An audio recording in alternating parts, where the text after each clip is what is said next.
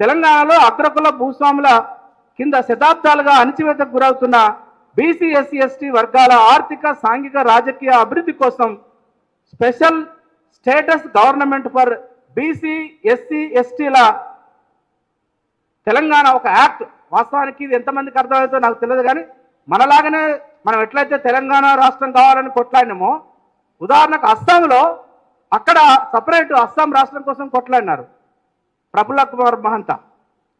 అక్కడ రాష్ట్రం వచ్చిన తర్వాత వాళ్ళు సొంత రాష్ట్రం సాధించుకున్న తర్వాత అదంతా కూడా వాస్తవానికి ట్రైబ్స్ ఉన్నటువంటి రాష్ట్రం.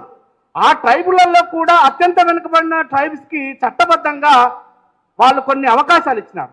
మరి తెలంగాణ కోసం పనిచేసినటువంటి ఈ తెలంగాణలో తెలంగాణ బిల్లు అయితే పాస్ చేసినారు ఆర్టికల్ 3 ప్రకారం, కానీ ఏ ఒక్కరు కూడా తెలంగాణకు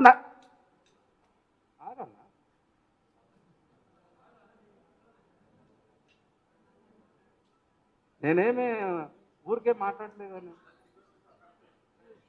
తెలంగాణ రాష్ట్రం సాధించుకునేటప్పుడు తెలంగాణ అంటే మనం చేసిన దాంట్లో మనం ఎంత పొరపాటు పడ్డామో, మనం ఎంత నష్టపోయినామో చెప్పడం కోసం ప్రయత్నం చేస్తున్నాం.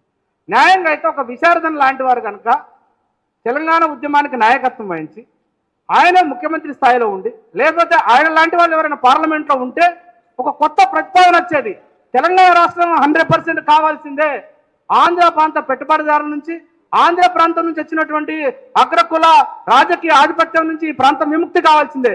ఎట్ ద సేమ్ టైం తెలంగాణలో ఉండి తెలంగాణలో ఉన్నటువంటి బీసీ ఎస్సీ ఎస్టీ ప్రజలకు కూడా న్యాయమైనటువంటి ప్రజాస్వామిక అవకాశాలు, హక్కులు రాజ్యాంగబద్ధంగా రావాలని అడిగేవాళ్ళం. అది అడగలేకపోయినాం. మనం ఒక భావోద్వేగాల్లో కొట్టుకుపోయినాం.